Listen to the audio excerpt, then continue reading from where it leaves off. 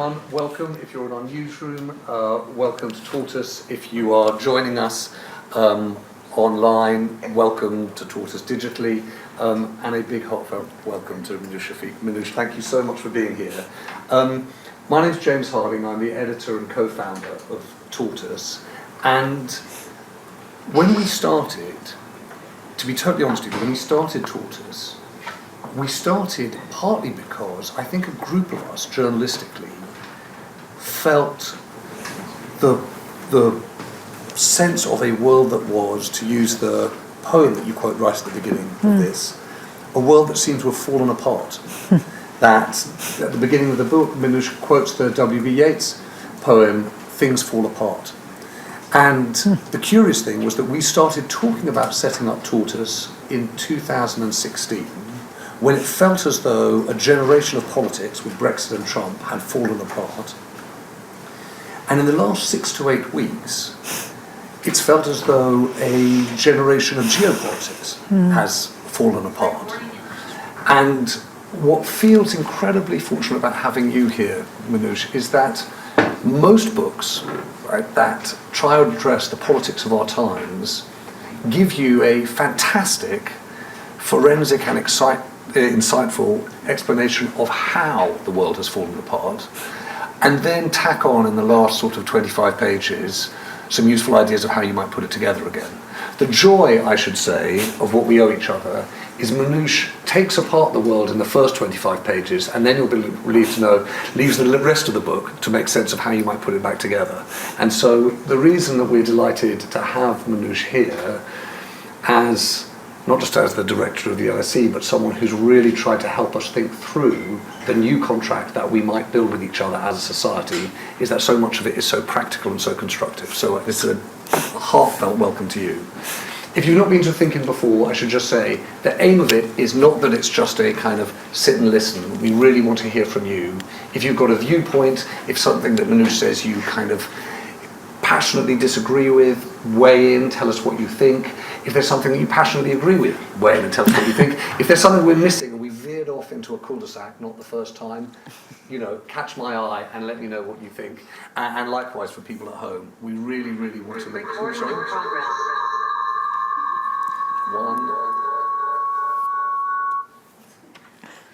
And if you want to teach me how to use a computer or any piece of modern equipment, this would be a good moment. Minouche, I was going to start, if we could. As I said, and I hope I made clear, Minouche is the director of the LSE. If you're here, you probably know quite a lot about her glittering life story, and something I'd actually like to get into, particularly the history of your kind of family in Egypt and that village that you describe in this book. But there's something amazing in the first, I must be kind of dozen or so pages of the book, where you set out Beatrice Webb, all the way to the modern day, Beveridge Report, Clement Attlee, Friedrich Hayek. It's as if you just walk down the corridors of the London School of Economics and these ghosts appear and tell us the history of the relationship between the state and society. And so I wonder whether you'd start there and just take us through each of those people and explain what the LSE and people who've done your job as director of the LSE have kind of taught us or told us about the nature of society. Oh, well, thank you, James. Thank you for that incredibly generous introduction. I mean, you're quite right. The London School of Economics was in many ways created to ask this question: what is the role of the individual and the relationship with society? And when the Fabians created the LSE, they had this notion of a scientific approach to improving society. And so they were very driven by collecting data and trying to figure out how to address, at that time, poverty in the UK in the Victorian times. And so Beatrice Webb was very much at the forefront for that. She was what we would today call a feisty woman. She was a very feisty woman who was one of the founders of the school, collected data among poor households around London. They did what were called the Booth poverty maps, which looked at the conditions of the poor in Victorian England and wanted to think about how to improve those conditions. And that started a very long tradition, which, the next big figure that appeared was William Beveridge, who was my predecessor as director of the London School of Economics. And he was famed for writing the Beveridge Report, which created the modern welfare state in the UK. It created the National Health Service, which we now all worship as our national religion. But it also created modern unemployment insurance and pensions, and the notion that the state had to support the most needy and support people to manage the risks in their lives. The reaction to the Beveridge construct was Friedrich Hayek, who was an Austrian emigre who taught at the LSE, who very much was in the more libertarian tradition. And he rejected the Beveridge statist approach and thought that individual freedom was the most important thing. When Margaret Thatcher was asked, what do you believe? She would pull out Friedrich Hayek's book and say, this is what I believe. And so he was the sort of intellectual brainchild for Thatcherism and for Reaganism and what we now call the kind of neoliberal consensus. He was at LSE for most of his career, and then he was recruited by the University of Chicago, which became the American bastion for the neoliberal project. And then the reaction, in some ways, to that was another one of my predecessors at the LSE, Tony Giddens, who wrote a series of books, the most famous of which was called The Third Way, which tried to balance getting the efficiency of markets, but at the same time having the state play a redistributive role. He was the inspiration for New Labour and Tony Blair, but also Gerhard Schroeder, Thabo Mbeki, Bill Clinton, and that whole attempt for the left to be more market-friendly. So for me, 2008 and the financial crisis was really the discrediting of the third way. Because what it showed was that after 2008, there was a sense that markets weren't working, and that while the response to it was essentially a technocratic one of how do we fix the regulation of the financial system, the really big issue that Wall Street got bailed out and Main Street suffered the consequences was never resolved. And I think the third way lost a lot of credibility, and the financial crisis, I think, the aftermath of that is the kind of populist backlash that we saw in so many countries, what you described in 2016 when you created Tortoise. Brexit, the rise of Trump, and more populist politicians across the world, from Mexico to the Philippines to Brazil to the populist right in France. And so it was in that context that I wrote the book. So just, I remember we had Tony Blair come do a ThinkIn once. One of the things that I remember him saying was that nothing works. And this was on foreign policy, was that if you looked at Afghanistan, Iraq, Syria, Libya, the difficulty was that all of the interventions fell short of what you hoped for. And when I listened to this, Minouche, I think Beatrice Webb and the State in 1909, or Beveridge Report, Friedrich Hayek and the market and the power of the individual, Tony Giddens and some kind of third way, you get to the point of saying nothing works, or nothing works as well as you'd hoped. So when you set that out in this book, what have you hoped to do? Have you hoped to rekindle Beatrice Webb or kind of knock the edges off Tony Giddens? Where do you sit between those four people in particular? Yes, it's a good question. I mean, in many ways, you go back to what Beatrice Webb wrote in 1909, and it still stands. She says that a good society is one which provides everyone a chance to get educated, a decent level of health care, the opportunity to work, and reassurance that if you can't look after yourself in old age, that society will help you. It doesn't sound so bad to me, actually, as a set of principles for what a good society looks like. I mean, I think what you said, James, about each model seems to have disappointed us. I mean, one has to remember that it was at a point in history, and each model progressed from another. So the reason you had the kind of neoliberal reaction to the kind of Beveridge model was that statism had gotten very inefficient, and we had all that stagflation in the 70s. And so there was a move toward liberalization, and the pendulum tends to shift back and forth. And so in the book, what I'm trying to say is that we need a new social contract and a new model, because our world is a very different world than what it was 20, 30 years ago. Many things have changed. Technology has changed work has changed what we need from education. Women's roles are radically different now than before. And we're facing things like climate changing and aging. And those new challenges mean we need a new approach. And will you just, before we get into the approach itself, and by the way, please catch my eye if you want to weigh in, don't hold back. Before we get into the new approach, Minouche, one of the arguments the book makes early on is that the breakdown of the social contract explains, I think you use this nice word, disappointment, the level of public disappointment.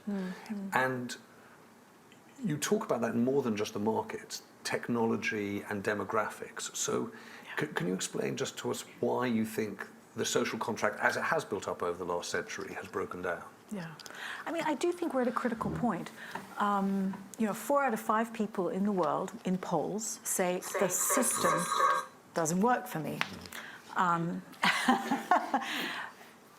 In all of the advanced economies, parents think their children will be less well off than they are. In all of the advanced economies. It's not true in the developing world, where people still have hope that their children will be better off. Those are pretty shocking numbers. And so, and those are polls before COVID and before we had war in Europe again. And I do think that COVID has changed things for many people. It's changed. Many people are reassessing their social conditions in the wake of COVID. And this war is causing people to reassess lots of things. So I think the accumulation of these crises has meant that many people are dissatisfied. There are many reasons for that dissatisfaction. And the more I thought about what's behind that let's get underneath what's really behind the dissatisfaction, the more I thought it is our social contract that's failing us. People have expectations for their lives, and they're disappointed by what their societies are offering them. And just to give people a sense of where we're going to go, I want to, one of the things that I really find kind of liberating about reading this book is it cuts through so much of the complexity of politics and policy and makes it simple for you to understand, okay, these are the essential things that we need. I just wanted to bring people in because there's a very simple statement that Minouche makes, which is about what is the requirement, the necessity that we all have to live a decent life. Right, and the essential, and you identify these 4 things, and I hope that over the course of the hour we'll be able to talk about them. For a decent life to which everyone is entitled, you say, people should be able to get a minimum income, an educational entitlement, a basic healthcare package, and protection from poverty in old age. A minimum income, an educational entitlement, a basic healthcare package, and protection from poverty in old age. I just wondered, out of interest, just in this room, and if people have views online, I'd just like to get a show of hands. Of those 4, which does people think is the most important? If you were having to try and put money behind the essential element of a social contract, I'm just interested to know, between those things, minimum income, educational entitlement, healthcare package, and protection from poverty in old age, who here would say a minimum income?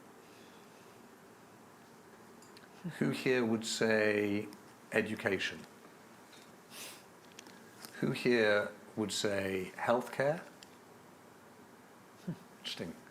And who here would say protection from poverty in old age? That's really interesting. Louisa, given that we just met this afternoon, I'm going to ask you, why did you say education?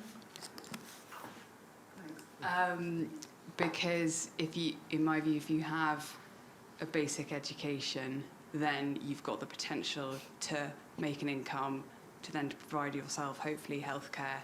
In my eyes, that's the ground level, the basis, and then hopefully make enough money to put. And would you be comfortable, just out of interest, how much would you prioritise it? Would you be comfortable with not insisting on minimum income, not insisting necessarily on healthcare packages, allowing the private sector to make those calls? Sorry, repeat your question. Would you? Well, I guess one of my questions is because we talk about this as though the British system is the normal system, but actually in the United States this is quite a contentious thing to say. People are very uncomfortable, certainly about entitlement to healthcare, and to some extent around minimum wages. I'm just interested to know whether or not you say actually if we really could we would put much more money behind education. Yeah, in my view, I think that would be the priority. But there's a lot of hope behind that. Yeah. And I guess hope in people's ability, and there's then obviously a lot of responsibility put on that. And then is that right? Does it deliver? Yeah, does it deliver? Not necessarily. I just want to go to my colleague, well, just one second, Minouche. I just want to get my colleague Michelle, because you put your hand up. You're one of the few, I think there were only three in the room who seemed to care about protection of poverty in old age, but that was your priority. It was, and it comes from personal experience of being a carer for my grandparents when they were alive, and they were in quite a comfortable position, but being exposed to the social care packages for the elderly when in need and when it's medically necessary, and seeing day in, day out the carers that come in, you realise that many others aren't as lucky as that, and they've worked hard all their lives, and all of a sudden, through no fault of their own, they're in a position where they really can't afford to live, and the social care is means tested but not very favourably for those on low incomes, and it's devastating not just for those elderly people but their families as well, and the worry it causes, and it really is quite devastating for communities, and then it's got such a big influence then on the working population, the affluence or not, and I think it's not just a poor person's problem, this. And I think we've got a social responsibility to care for the elderly. Minouche. Well, I saw a really striking chart the other day which looked at what the government has spent over the last 10 years, and the government has spent 42% more on healthcare and only 2% more on education over the last decade, which tells you a lot about who votes, because elderly voters care about healthcare spending, and the young don't tend to get their share. Partly because they don't vote. Because they don't vote. And you can show very clearly that as countries age, the proportion spent on healthcare and pensions goes up, even more than the aging population would merit, and the amount spent on education and the environment goes down. There are, Zav, my colleague Zav and I, when we started, he joined us almost as we started, and we talked about, Zav, do you remember we talked about perfect facts? And one of them was the perfect fact of trying to understand longevity and the age of people who sit on the Supreme Court. There's one in here which is that in 2018, the number of people over the age of 64 in the world is greater than the number of people under 5 for the first time in human history. And just what does that mean? What's the impact of that? Well, I mean, it has huge consequences for how we think about working lives, and it has huge consequences for how do we support elderly people and how much we spend on care and pensions. I mean, on working lives, we've allowed, when Beveridge wrote his report and created pensions, or when Bismarck, who actually invented pensions, started, people expected to live a couple of years after they retired. So it was really easy to design a scheme where people put away a little bit of money to support them for a couple of years when they retired, and then they would die a couple of years later. That was financially very simple. Today, in the advanced economies, people are expecting to spend a third of their adult life in retirement. A third of their adult life in retirement. So financing that is really hard. And the amount you'd have to save during your working life, your 2/3 of your working life when you're working, to support you in the remaining third is just untenable. So we really have to rethink the model of what's a working life. And just to help us through this, because each of those things, actually the problem is, and the thing that's unfair, of course, about trying to pick out one, is that when we hear the list, we want all four. Right, we definitely want all four. Yeah. So if you just take us through one at a time, what is needed to ensure a minimum income that secures, you call a decent life. We often talk about a more dignified life. Yes. What do you do to enable that? Is it subsidy? Is it law? What's the best way of getting there? Yeah. So I think minimum wages are a start. And, you know, economists thinking about minimum wages has changed. There used to be a lot of, oh, you can't set the minimum wage too high because you'll have high unemployment. Actually, minimum wages have been able to be lifted to pretty high levels without having too many adverse effects on unemployment in recent years, but for all sorts of reasons. I think if someone earns, is, let's just say, not very productive, and the wage that they earn in the market doesn't allow them to have a decent life. Let's say they have kids and it's not enough to support their children. I think the government should top up their wages.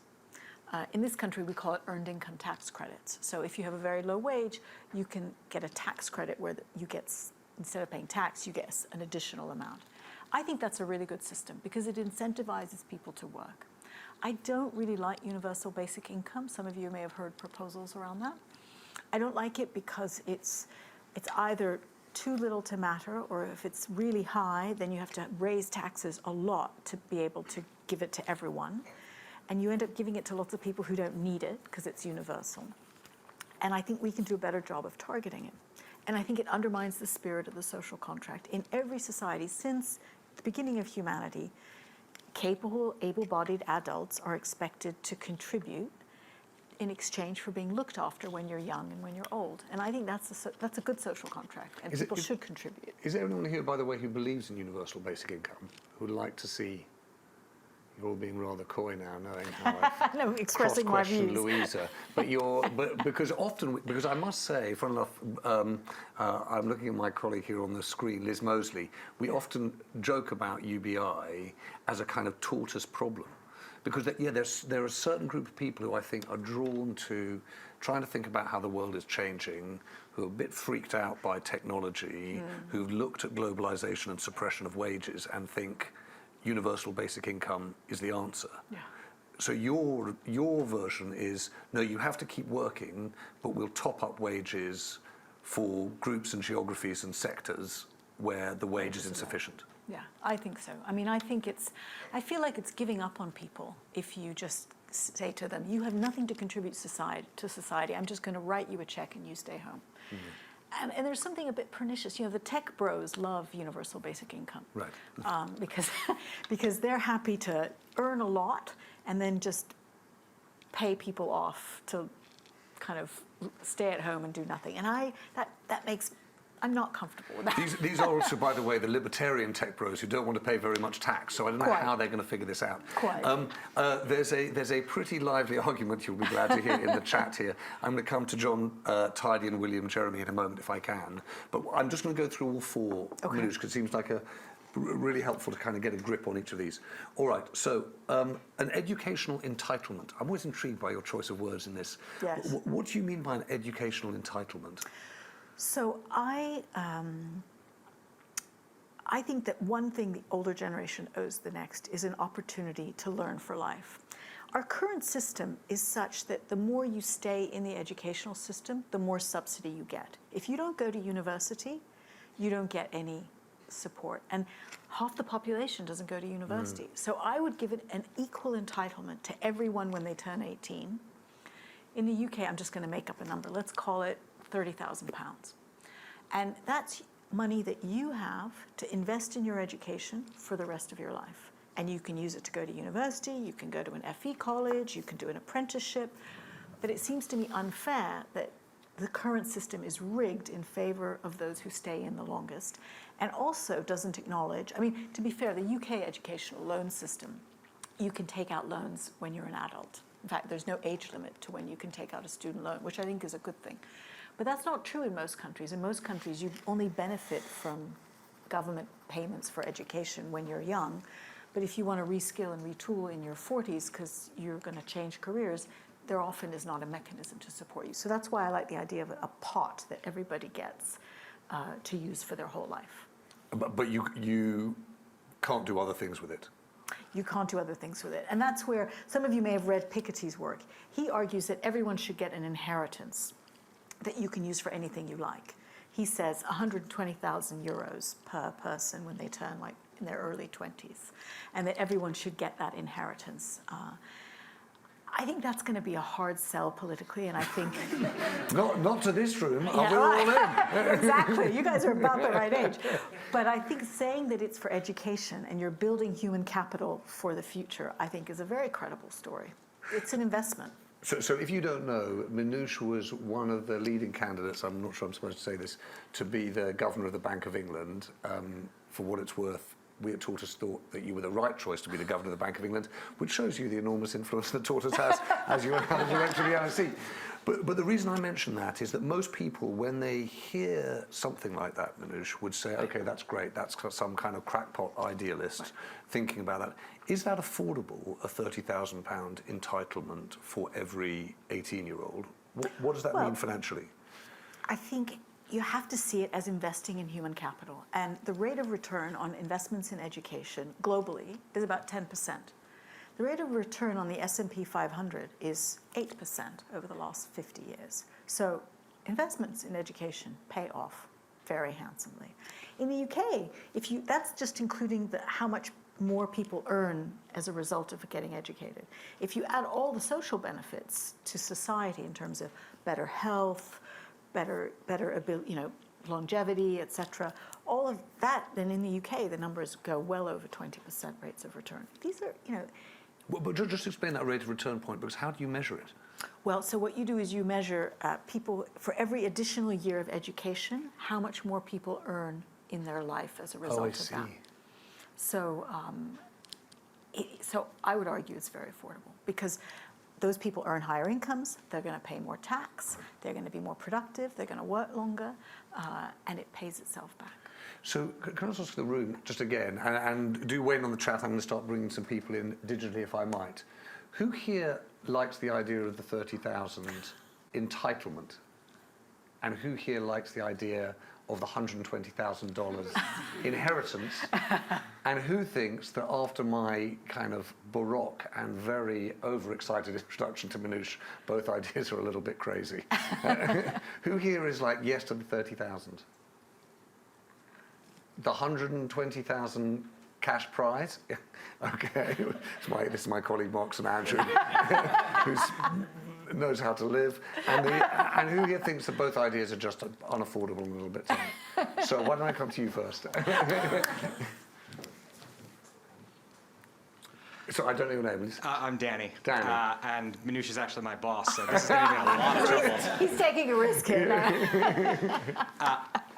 I fear that I just don't think it's money particularly well spent in young adulthood. I'm concerned that rate of return on investment will go down the more people we bring into the tertiary education system. I would much prefer to see that money go into under 5 education. I'm with the woman here. I preferred education to healthcare or other kinds of consumption because it's an investment, but I just wonder that if the investment isn't better made at a much younger age. Danny, thank you. Given we're having this airing of private grief, do you want to respond to Danny? Because you do talk about under 5s a good deal. I don't disagree with Danny, because I think we know from all the research that the first 1,000 days of life is when all the brain development happens. Mm-hmm. And that is the most effective moment to intervene and equalize opportunities for young children. So if kids don't get good nutrition and mental stimulation when they're infants, you can make all the investment you want in education and sending them to good schools, it won't pay off. Mm-hmm. And so programs that support really young children at home have very high returns. So I would do both. And Mark, do you want to just weigh in on the 120,000? Yep. What's the reason for that? Because if I was given £120,000 in my 20s, I might have tried to start a business. Yeah. I would have put it into the economy and spread it around a bit. But I think I might put it to water flat. Yeah. So I don't think it's just, it could have brought me stability in other parts of my life. Yeah. Yeah, sorry, I just want to hear a couple other views. This is my colleague Zav. This is going to be more a question than a comment, so apologies for that. I think just talking about the kind of this idea of an inheritance. Obviously, over the course of the next 10, 20 years, we're going to see one of the biggest wealth transfers in history, where lots of millennials are suddenly going to be very rich as that kind of wealth trickles down. So I wonder what you think is a kind of proactive solution or mitigation against that, because lots of these problems which you identify presumably going to get much worse in terms of inequality within that particular generation. Yeah, no, you're absolutely right. So the way you would fund this €120,000 inheritance would be by taxing wealth. And so the idea is you would tax wealth enormously so that wealth is eroded and then it's redistributed around society. That's the Piketty idea. The problem with what we have in the current system is that the way the wealth will be passed to the next generation will be very unequal, right? So we all know if you're a young person who wants to buy a flat in London, it completely depends on whether your parents have housing equity, which is completely unfair. It's completely random. And so I think that's the dilemma of the current system for passing wealth across the generations. Now, how I would deal with that is I would tax property more. So 2/3 of global wealth is held in the form of property. And so I would be much more aggressive about taxing property and then getting a fair distribution of educational investment to younger people. Minouche, I hope once we've gone through all four, I'd love to come back to kind of the tax rates and tax systems. The fight over universal basic income hasn't stopped here, so I'm going to make sure that we just touch on that, because I don't want to lose the conversation about income. I can see that Robert Campbell has got his hand up, and William Jeremy's made a point about it too. Robert, can we hear from you? Is that all right? Yeah. George. So interestingly, can you hear me? Yeah, we can. Yeah, interesting. I was listening to the podcast from Alistair Campbell and Rory Stewart this morning, and they were talking about one particular UBI scheme that happened in one of the African nations, where they'd been given $800 to individuals without question, and had catastrophically changed the way you.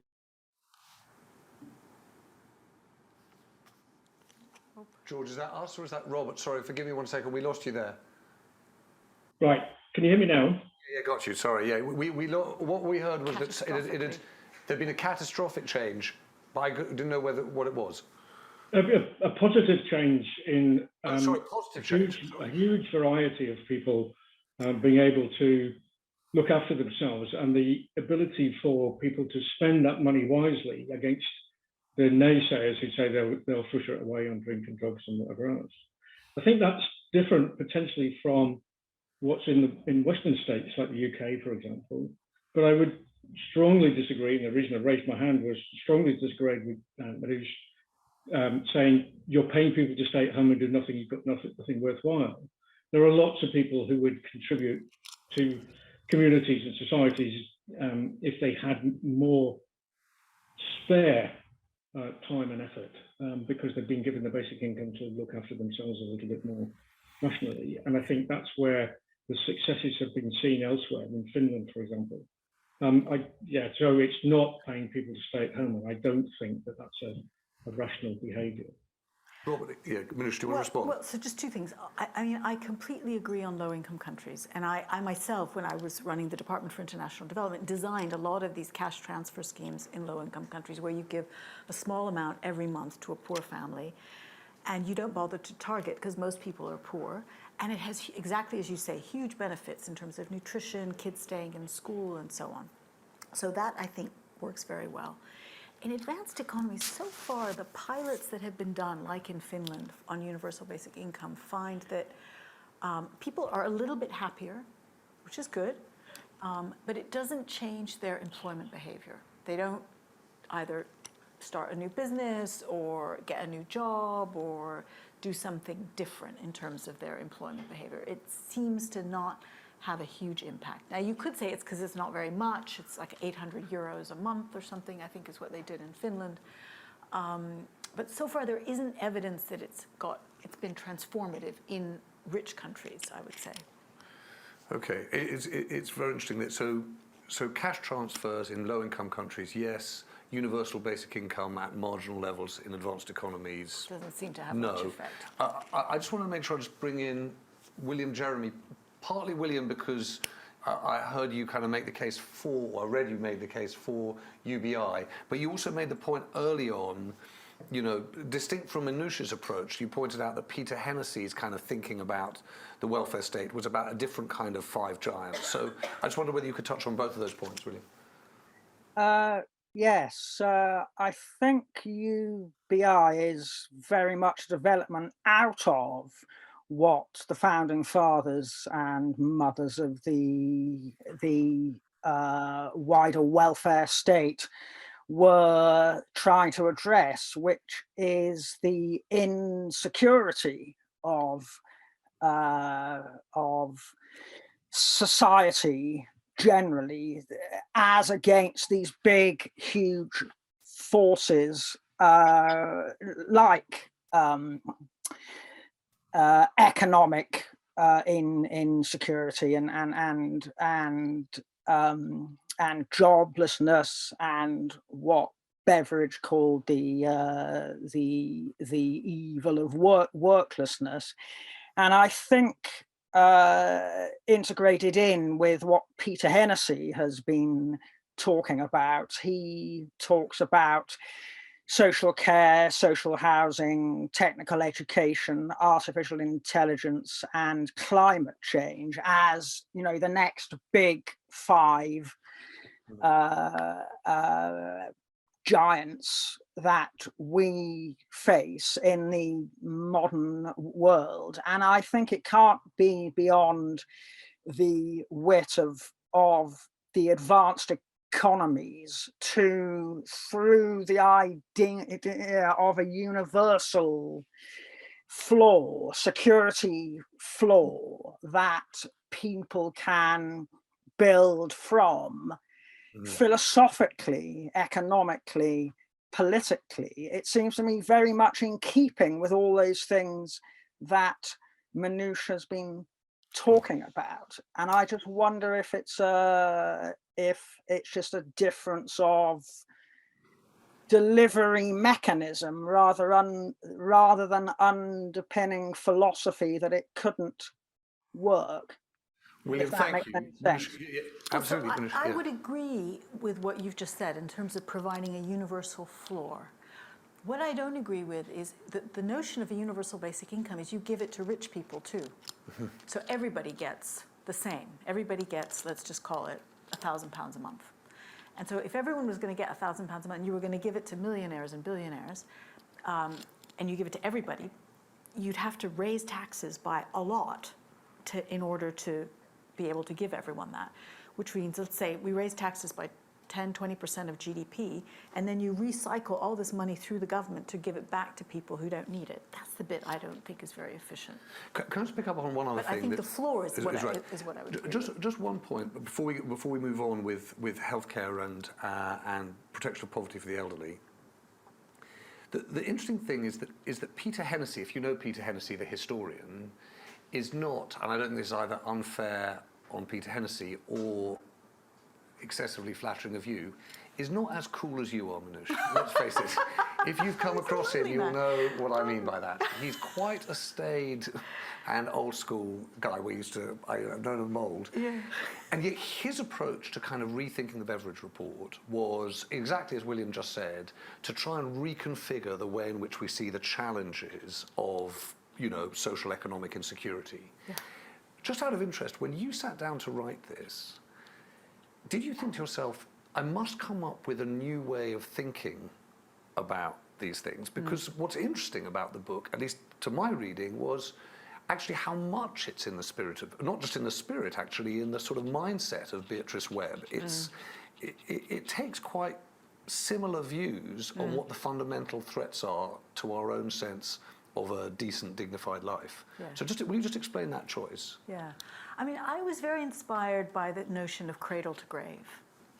That what is a good society from cradle to grave? From when you're born, what should you expect as a child? What kind of education should you expect? When you work, what is the relationship between employees and workers and their employers? and what should you expect in old age? And so and that was very Beveridge inspired. So the book actually goes through the stages of life. Because I also thought that would be more relatable to most people. Everyone, has gone through childhood. Everyone goes to school. Everyone wonders about work. And so I thought that would be a way into this, which would be kind of less technocratic. Right. Well, let's get into something that is very technocratic, which is a basic healthcare package. Yeah. So what do you think is the best mechanism for delivering that? So I try and be, the book talks about lots of all different sorts of countries. It's not UK focused. So I am agnostic about the delivery mechanism, whether you have a national health service like we have in the UK, or whether you have an employer-funded insurance scheme like you have in continental Europe.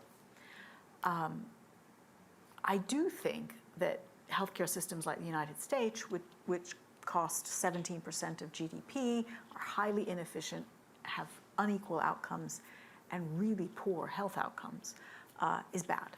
That's a bad system. But NHS gets decent health outcomes. European models tend to have good. So I'm agnostic about the delivery mechanism as long as it delivers good outcomes. What I think is the really hard issue is rationing healthcare. And that's the nub of the issue in so many countries. Demand for healthcare goes up exponentially, especially as incomes rise. And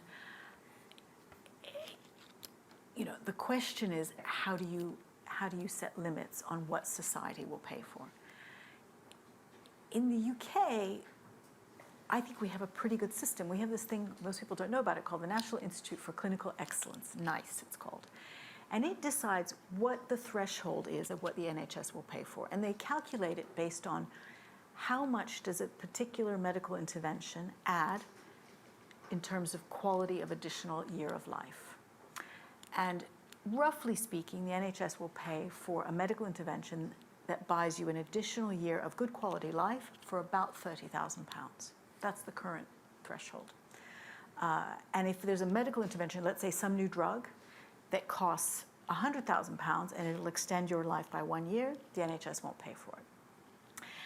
I think that's a fair system because it's clear and it uses medical knowledge to say which interventions are effective and uses economic knowledge to say how much can we afford to pay for an additional year of life. Many countries don't have such a clear system, and what is covered is determined by how much you can afford to pay, which is true in most poor countries. The healthcare you get is how much you can afford to pay. But I think that model, which is not just used in the UK, but it is used in a few other countries, is the best way to allocate healthcare resources. And can you just tell us about the rationing of resources vis-a-vis the needs of people? Because there's a separate question, isn't there, which is whether or not some of the things that we make free at the point of use should be free at the point of use. Yes. I mean, what ends up happening in the UK in current huge political debate is we make everything free, and then we ration by queuing. We make people wait. That's not a great rationing mechanism. But that's what we do when we have inadequate resources and huge amounts of demand. I think one of the dilemmas for us as a society, and this is a difficult issue to talk about, is because demand keeps growing. I remember someone who was a very senior official in the Department of Health said, the problem is my 85-year-old father still wants to play golf and expects the NHS to fix his arm every time he hurts it, right? People's expectations for what they want from healthcare just keep going up.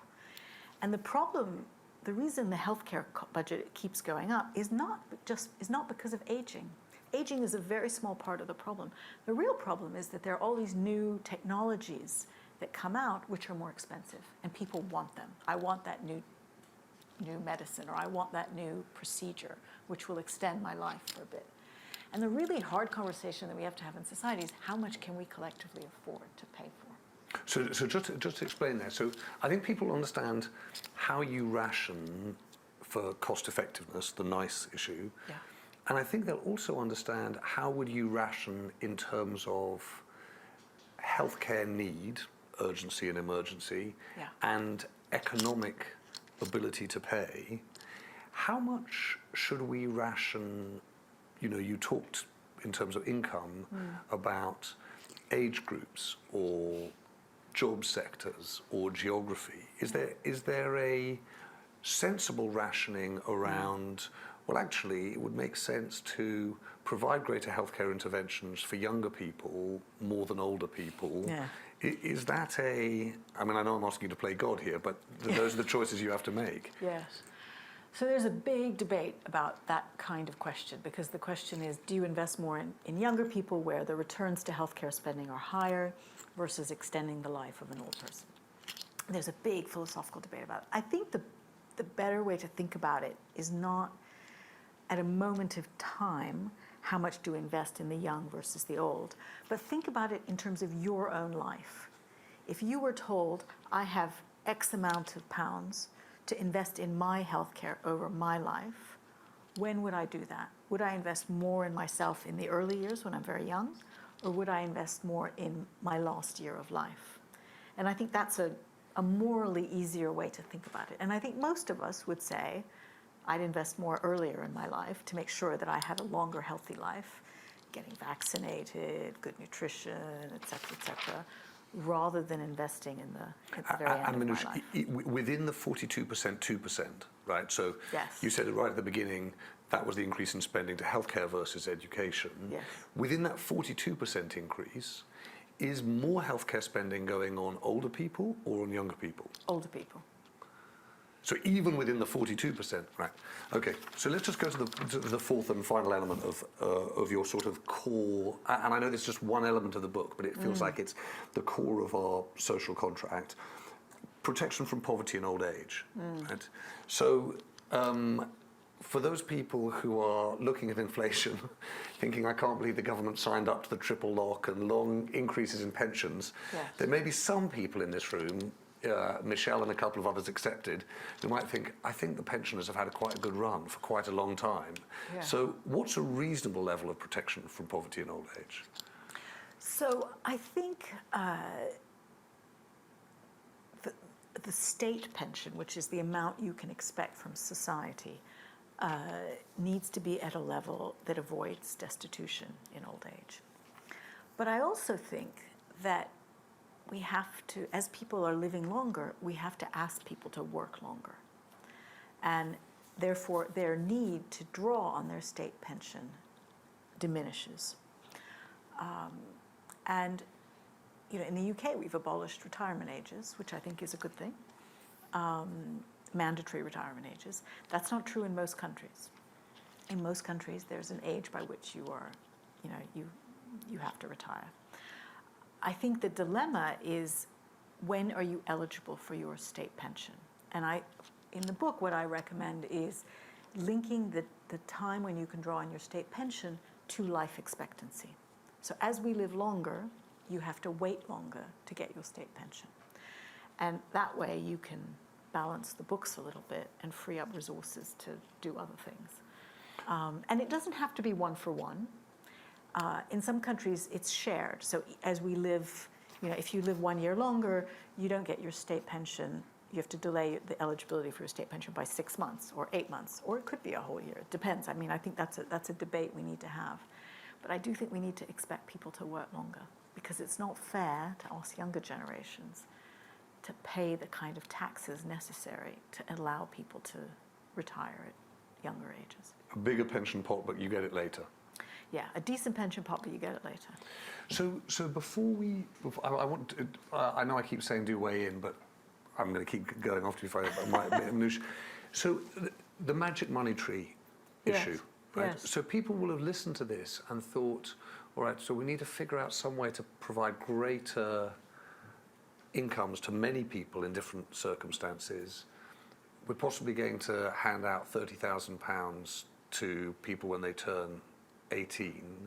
We're going to need to recognise the increasing demand in healthcare, and we're going to need to expand pension pots, even if people get it later. At the moment, I think our tax rate in the UK, and I'm talking just the UK here, is under our current tax-cutting chancellor at the highest level it's been since the 1950s at 35% Yeah.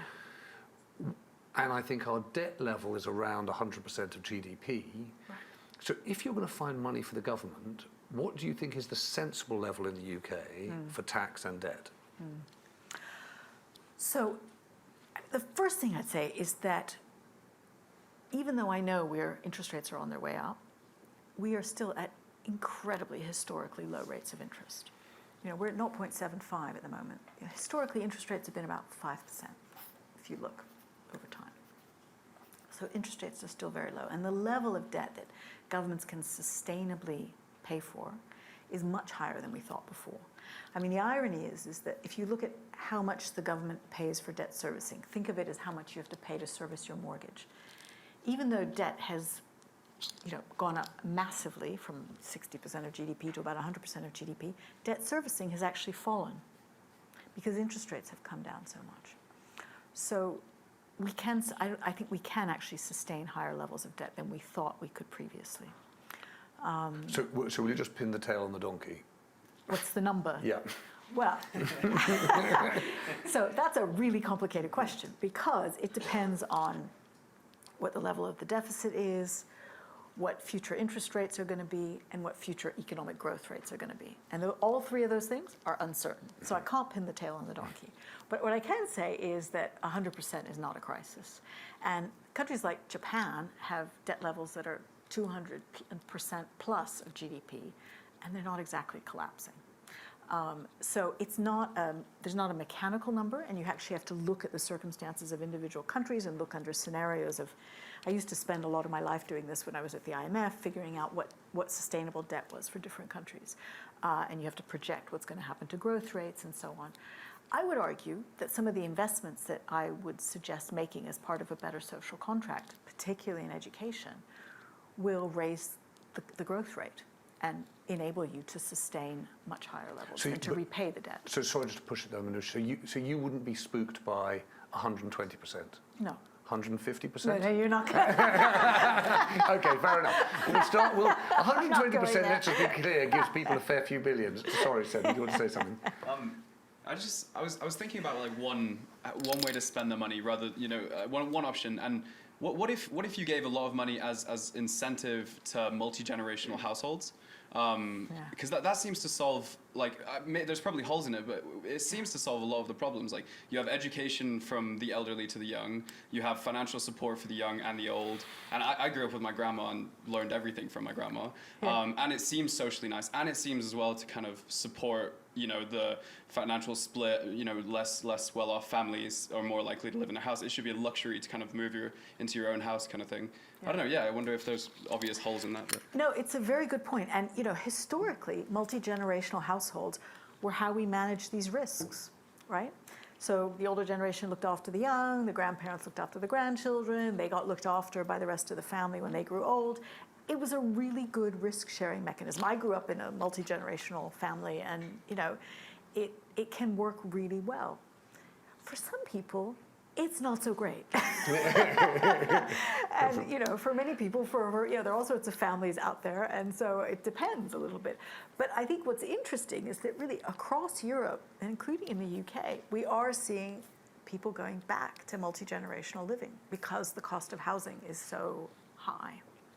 And I think it is a shockingly high number that across Europe, something like a third of 30-year-olds are living with their parents. And COVID also was another, pushed that trend even harder. But it's not, I think it is a good solution for many people. Can I just? I realise I interrupted you. This is like one of the kind of perils of asking questions. Someone answers, then you think, oh, that's interesting. I want to answer that. Then you forget to hear the rest of the answer. The tax Taxes, piece. So yes, you want to ask me. So I have an answer on tax.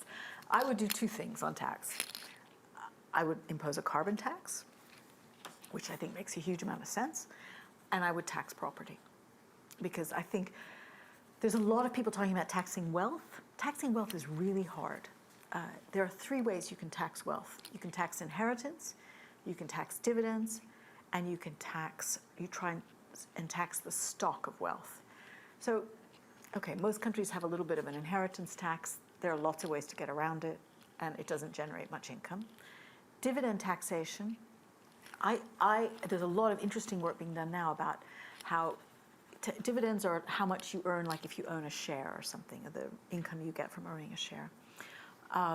It's taxed at a lower rate than income tax, and I think there's a very good argument for evening out the tax rates on dividends as well as income. Wealth taxes are really hard because the wealthy have very good accountants and they're very good at finding ways to avoid wealth taxes. Property is much harder to hide because it's fixed. It's a piece of land, it's a house. The problem with property taxes was the debate was always, how do you value the property? And therefore, how do you know how much it's worth and how much you tax it?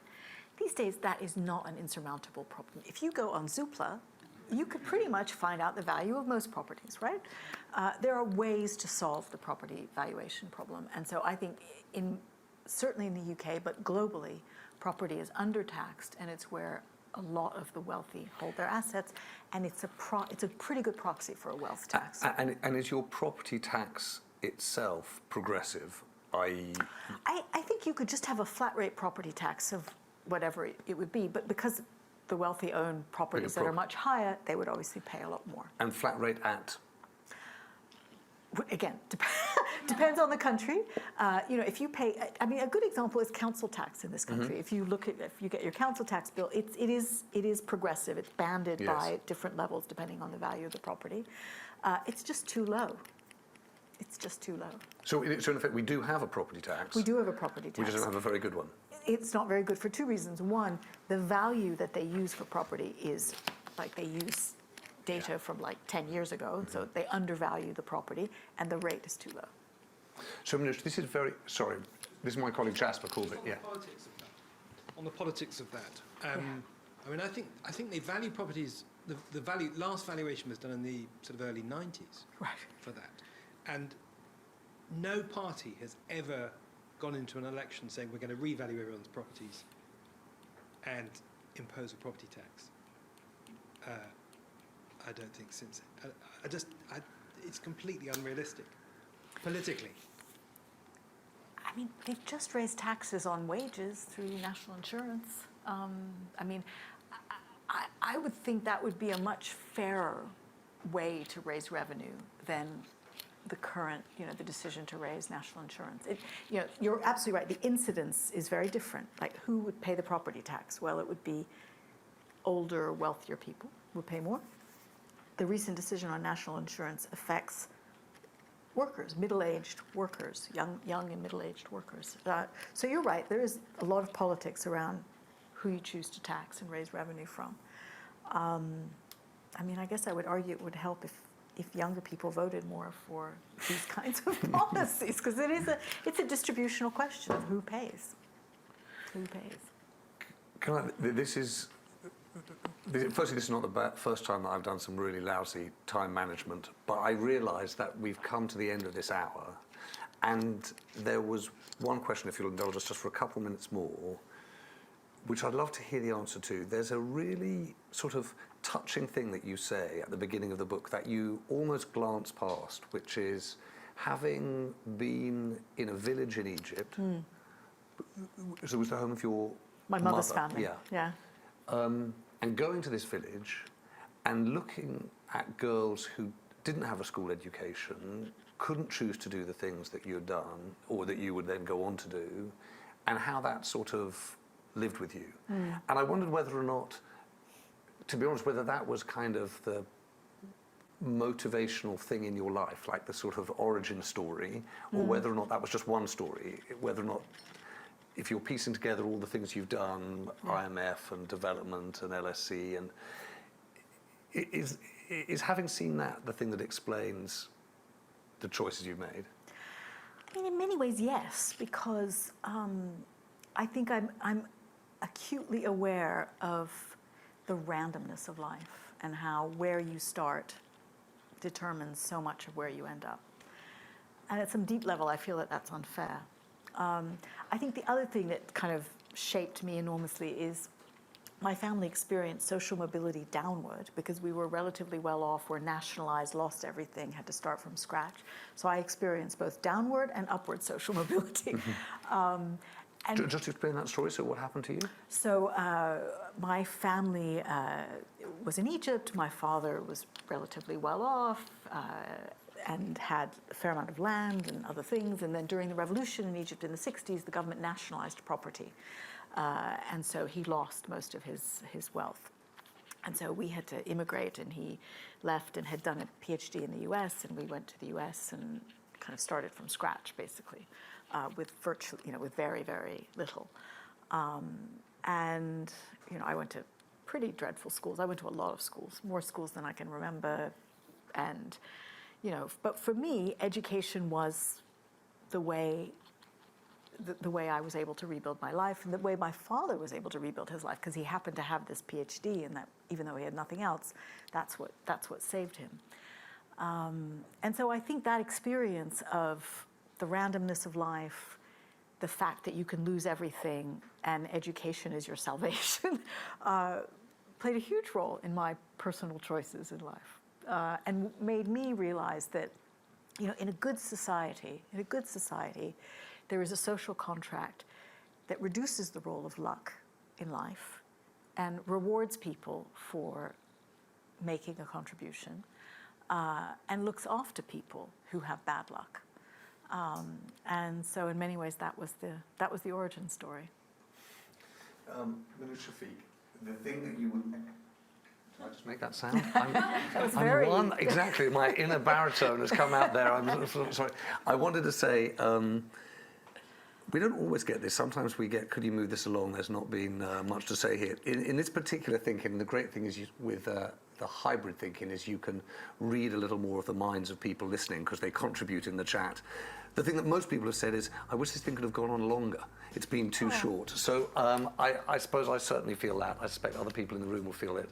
But thank you so much. We really do yearn to come away from these things better informed and better still with a constructive outlook for what you can do next. You've managed to do both of those things for us. Thank you very much indeed. Thank you, James.